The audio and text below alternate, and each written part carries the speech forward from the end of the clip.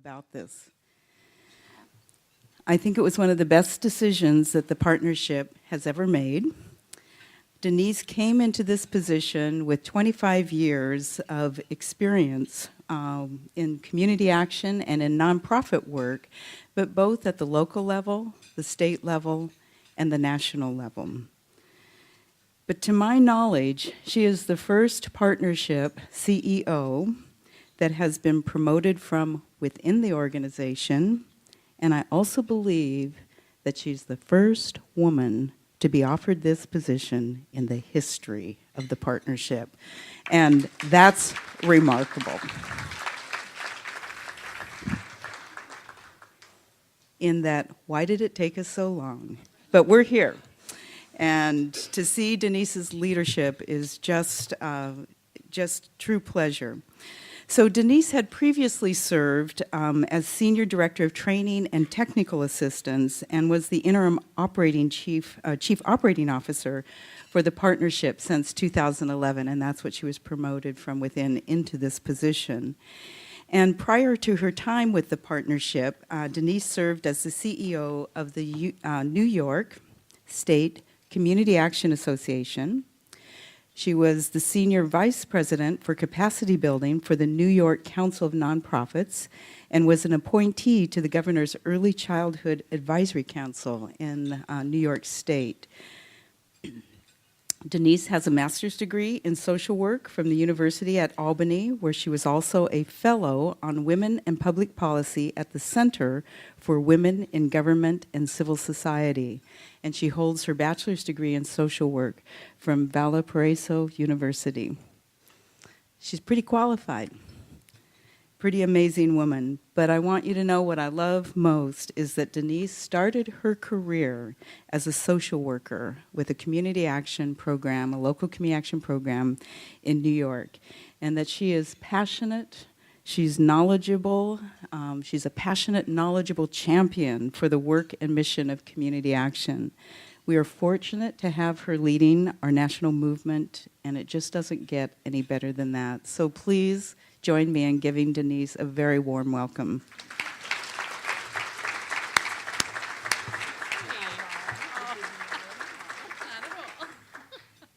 Well, no pressure there. All right. So you're ready to go to sleep mode, right? You had your lunch, you had an extra roll. My computer turned off, of course, there it is. Okay. I'm going to go ahead and start my slideshow here if you need to transition over to the projector here. Well, I am thrilled to be here. This is my third Region 8 and 10 conference in a row. I'm very excited. This is always a great event.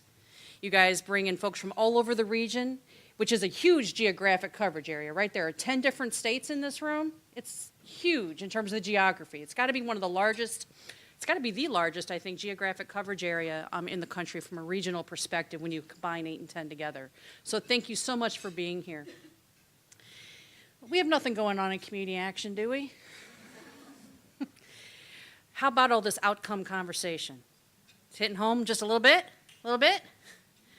Someone told me I should not talk about Roma Next Generation. I'll do my best to steer perhaps away from that just a little bit. But I'll probably have to talk maybe a little bit about Roma Next Gen. I know we have a lot of colleagues in the room who are not from community action, and we're thrilled that you're here.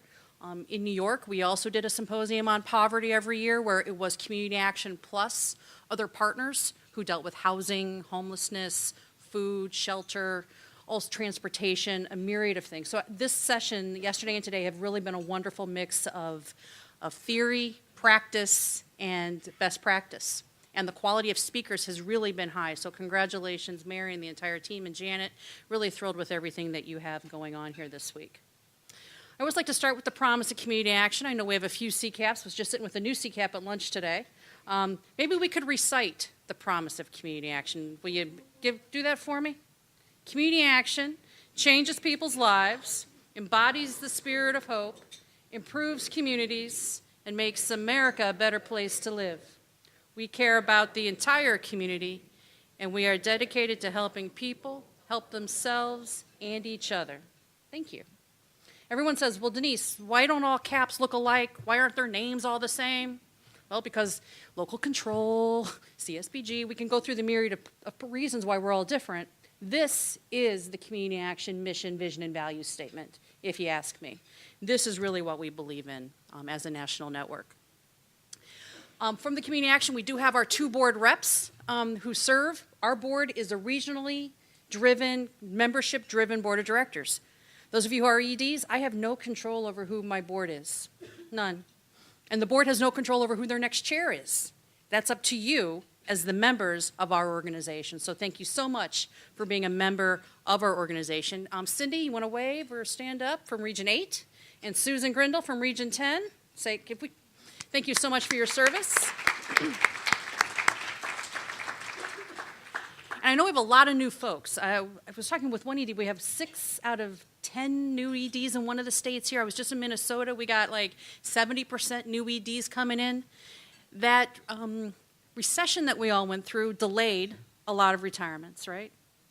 But time stops for no man or woman, and we are seeing that wave of retirements that we've been promised for years, and it is upon us. So I always like to reflect a little bit to make sure everyone knows how the partnership, right? We are your national membership organization. Like your state associations, we are the national equivalent of that. We have the National Community Action Foundation, NCAF, David Bradley, who is our 501c4. They're our lobbyist in D.C., knocking on doors of Congress saying, you got to fund that community services block grant. It's pretty important. It's what gives us our designation, and it's critical that we have those flexible funds, which we like to call kind of venture capital.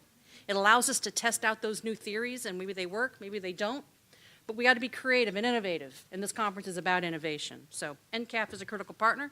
Cap Law, everybody know Cap Law? You need a lawyer, right? Everybody's got to have a lawyer. And Eleanor and Allison, they are our attorneys in Boston. And certainly NASCASP, we have a lot of colleagues here from the state offices here in Region 8 and 10, and NASCASP is the state office association for all the state CSBG and state weatherization folks. So these are really critical partners. Now, many of you who know me, and I know many of you in the room, have to know how hard it's been to sit quiet off in the corner during all these provocative conversations, because I have opinions, just a couple of them. So, they give me a microphone. A little dangerous sometimes. So you've been asking questions and you've been hearing speakers about innovation. Community action is nothing if now we're not innovative, right? Every day our families are innovative. Every day they're having to be resilient, just like CAPS are. Whether it's finding the new program that a foundation might want to test out, to taking our Head Start program, combining it with our workforce program to do a high-quality 2-gen approach, we can do innovation on both sides of the spectrum. You want to start up a new healthcare site on site with a nurse inside or whatever you want to do over here? Yes, but we can also take our weatherization program and ramp it up to do energy efficiency audits and all this other kind of stuff over here to engage new technologies. Social determinants of health, we've been talking about that for a while as well. It's nice that the healthcare system has decided, right, that issues that we know impact families matter. And it's a lot cheaper to change things upstream than it is downstream. But we fight the fight we have to have. Transactional to transformational. The network and community action was it somewhere between when we became a block grant in 82, right? 82 to the early aughts, there was a lot of criticism. Are we just not contract providers for government? Where did that fight go? Where's that advocacy part, that community action part of our name? And we're taking that back. Someone talked earlier, do you want to, when we heard David's spiel yesterday, we all want to jump up and go march on Washington? Gosh darn it, we do. And in March, when we are at the NCAF conference, what do? We go knock on those doors in D.C. and we say, fund our programs, we care about our families, we do know what works. Cutting poverty in half. There are many efforts across this country dealing with that, and it was great to hear the myriad of programs that potentially could be, that the evidence has shown, at least some research from Urban Institute has shown, that can elevate the work we do. If we had more time, we could certainly dive into some cash transfers. I'm going to talk here just in a moment about a book that's out that gets into the cash issue that our families face every day. Where you live matters. I think those are critical conversations. Sometimes people say, well, Denise, do we have to have the meeting at the CAP agency? It might be in a rough part of town. Well, yeah, where else is the CAP agency going to be? We're in those zip codes. Those are our families. Those are our staff, right? We believe in our boards are made up of a third of folks living in low-income communities. Our staff oftentimes are coming from communities and being promoted up and from within. We are transformational. We are the definition of place-based services in America. Now, the Pay for Success social impact bonds, I did give a little heads up that I might have a few things to say about SIBs. Have been looking at the research on social impact bonds for a number of years. I don't know many of you who read the Nonprofit Quarterly, who read Rick Cohen's work over the years. Rick Cohen passed away earlier this year. He was in the process of actually writing a book about community action and the history of the movement. He was an old ABCD staffer back when he was a young guy. Everybody's worked in community action. Anybody who has a job in human services, I run into them all over the country. Is that thing still around, community action? Who knew? I said, yes. Yes, we are. We offer some cautionary words. It was great to hear some of the opportunities I think that social impact bonds and Pay for Success have. We are just cautious when it comes to transferring the risk. We take on enough risk, I believe, in the nonprofit sector to manage those Head Start programs where we're following every one of the 2,472.5 performance standards we have to do. Now, you take away half of those, and we'll show you what we can do. We can be flexible. We can do that. So social impact bonds, Pay for Success, there are some challenges with that. So I think a lot of it sounds really interesting. I just am really cautious about shifting the risk to local agencies. Affordable and ethical housing, we've talked a bit about that. And toxic stress, I'll show you here a video in a few moments. But a lot of what we've been talking about today aligns well with the partnership's work on the national trends in poverty. Some of you participated in a webinar series we did last year with Jim Masters and Alan Sansbury. We're relaunching that this year, where we're looking at all the research around poverty and trying to synthesize it. There's new reports out every day. These are some of the critical key pieces. Jim always says, if you know Jim Masters, anybody here know Jim Masters? He's been around forever. He says, we just have to change the way the economy works. Well, all right, Jim, we'll get right on that. Wait, the Federal Reserve, you changed the way the economy operates. Just let Janet know. Change the way the economy works. So, increase the number of jobs, expand the amount of money people earn, surprise, surprise, expand work supports, get money into the households, improve the tax system, and finding other economic type systems like reducing consumption, participating in the sharing economy. There are a lot of things that we could potentially look at. So up on our website, we have more information about our National Trends webinar series. We'll be going over the next 12 months with a series of webinars. If you like what you've heard over these last 2 days and you want to hear more, and let me know and we can get you hooked up with that learning group. It is an open group and you can follow those webinars. Anybody read this book, $2 a Day? All right, I read it on the plane. Well, it took me 2 plane trips, but it's got a lot of white space, big text, nice big appendix, so you can get through it. Nothing will, can you say piss you off enough? Can you say that from the podium? All right, cool. Nothing will piss you off more than reading this book. And you'll want to stand up and march on Washington again. It talks about the number of families in our country living on $2 a day. We can talk about opportunity, we can talk about housing, we can talk about all these myriad of things, but we have millions of families every day living on $2 a day. The authors delve deep into TANF. Remember 1996, welfare reform? Everyone loves to say, oh, wasn't that a great success? We know it was not. There is no cash going into families' homes anymore. They get SNAP. And what is the criticism? They might be dealing SNAP for toilet paper. They might be cashing in that SNAP to pay their light bill. God forbid, because you know why? There's no other cash going into these households. The only thing they have left to barter is their food stamps. And the book talks about other things, oftentimes women have to barter. We've created an economy that is, in some ways, very immoral in this country, if you ask me. We're not taping this, though, right? So, but, okay, we are. All right. These authors are making the rounds. Hopefully you'll get to hear them at a few events around the country. You can get them online. It's a relatively inexpensive book. You'll see the push right now for SNAP and increasing work requirements for SNAP. How well has that worked out for TANF? Are there jobs? Are there full-time jobs?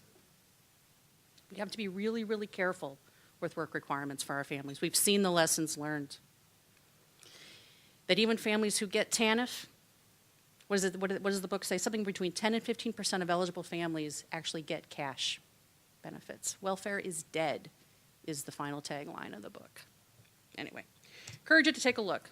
On a more uplifting note, We are excited in community action. We are working with the White House Rural Council, Secretary Vilsack, and his Rural Impact Initiative. We've been working with the American Academy of Pediatrics. Someone else was talking about AAP earlier. And we are the two TA providers, the partnership in AAP, working with the White House Rural Council and 10 sites, taking a critical look at a two-generational approach to poverty in rural America. Someone earlier was talking about the challenge of doing a lot of what we talk about in rural America. So what are we learning in this? We're about 6 months through.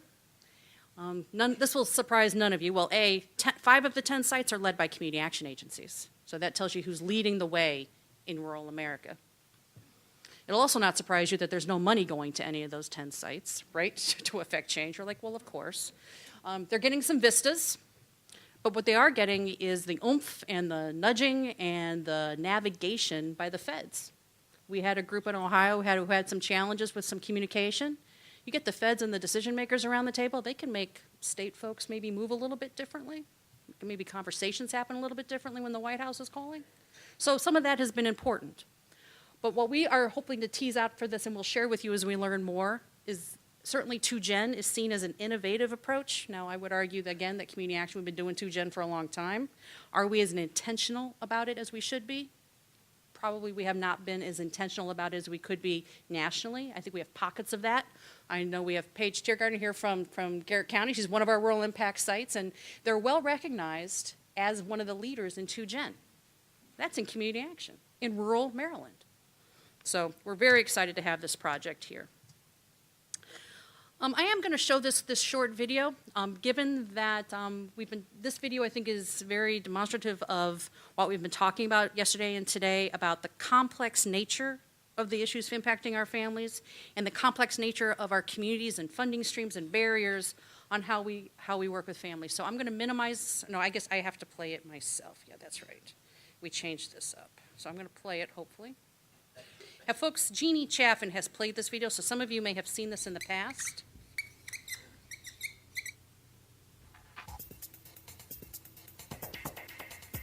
Sorry for the theory of change comment. Those are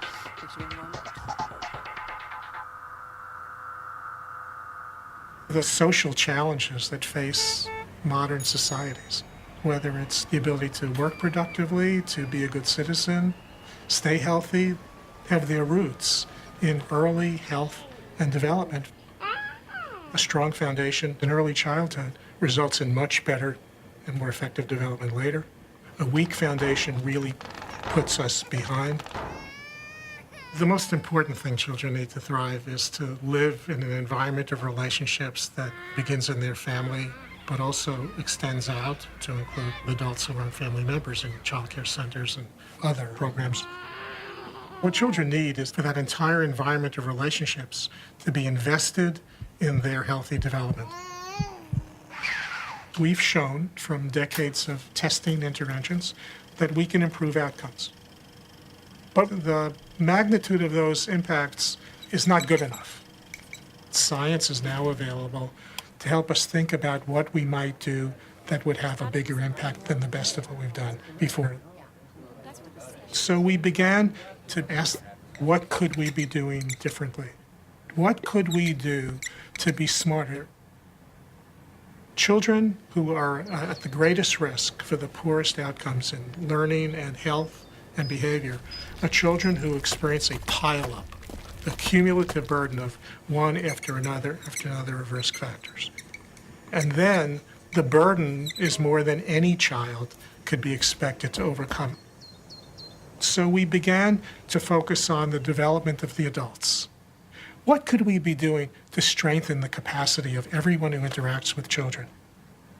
This led us to think about the kinds of skills you need to deal with adversity. These skills of focusing attention, planning, monitoring, delaying gratification, being able to solve problems, being able to work in teams, executive function and self-regulation. They're also the kind of skills you need to create a well-regulated home and school environment in which healthy development and learning can take place. And then brain science started to tell us that differences in those skills start to develop in infancy based on the environment kids live in. So How do those skills get built? Well, if you don't develop them early, how do you develop them later? Actually, you can build them later because the period of flexibility and plasticity for this part of the brain doesn't fully mature until age 25 to 30. And then the light bulb went on.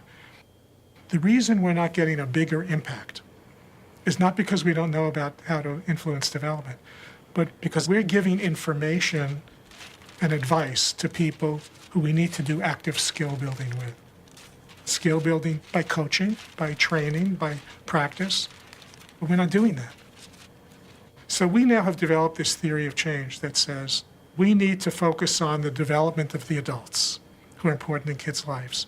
So try this. How does that work? That's a new idea. Buen trabajo. We need to focus on their skills, their needs, in order for them to be better, more effective parents, in order for them to be better prepared to be employable, which would enhance the economic stability of the family, which is also good for children. Second of all, we looked at many people in preschool programs and childcare centers. And we said, what are we doing to build those skills in the providers? They need skill building as well. And also the community can help to build and reinforce the capacities that parents need. And the community also includes programs in which the people who work in the programs have sufficient skills. Third of all, what are the major sources of toxic stress in this community, and how can we reduce them? Moving it up to a policy level, how are our policies strengthening communities' abilities to reduce source of toxic stress and caregivers' abilities to provide what kids need? The development of our human capital is our future. The development of a productive workforce is our future. The development of a healthy population is our future. This kind of future orientation is critical for a healthy society. It's critical for a thriving business. It's critical for successful environmental relationships to raise children. It's all about being able to plan for the future, to have a future. And that's why this is so important.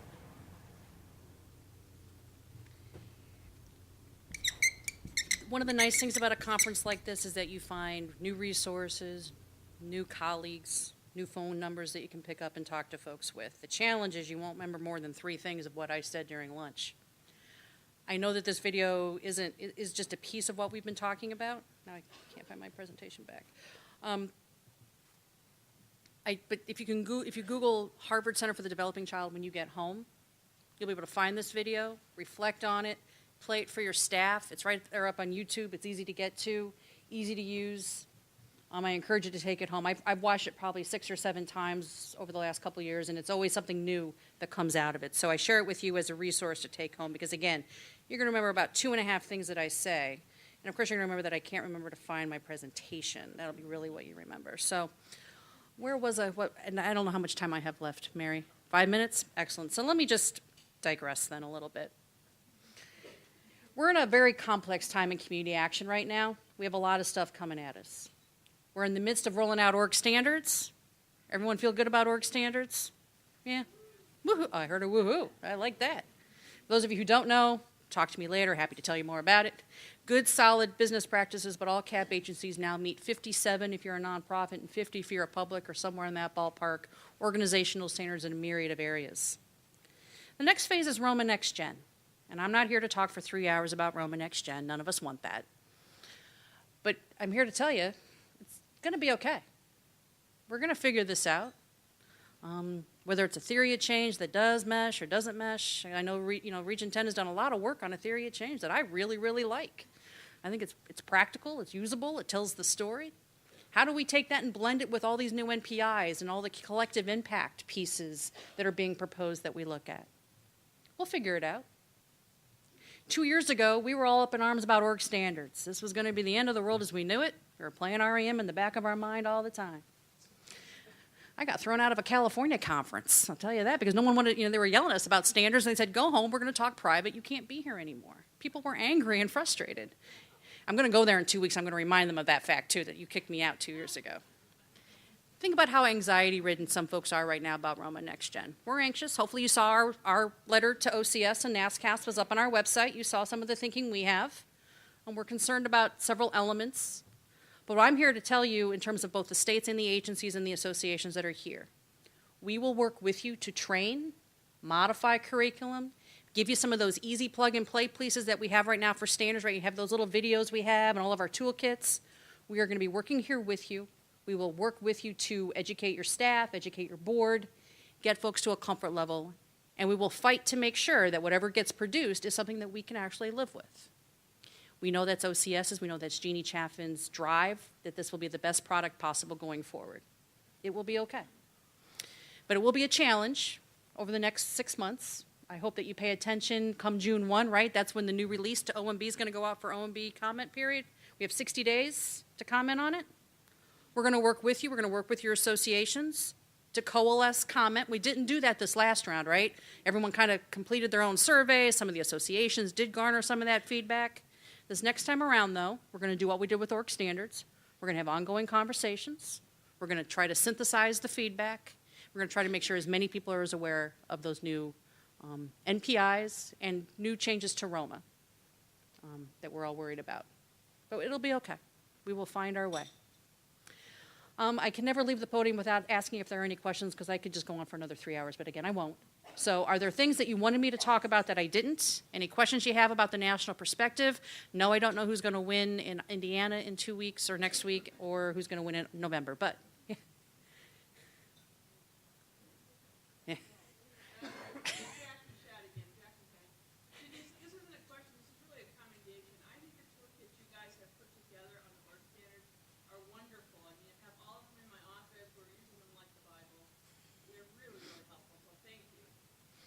Well, you're welcome. We're glad to hear that. Woohoo. And if you don't know what she's talking about, communityactionpartnership.com. We're getting a new website, I promise. It's coming, it's coming.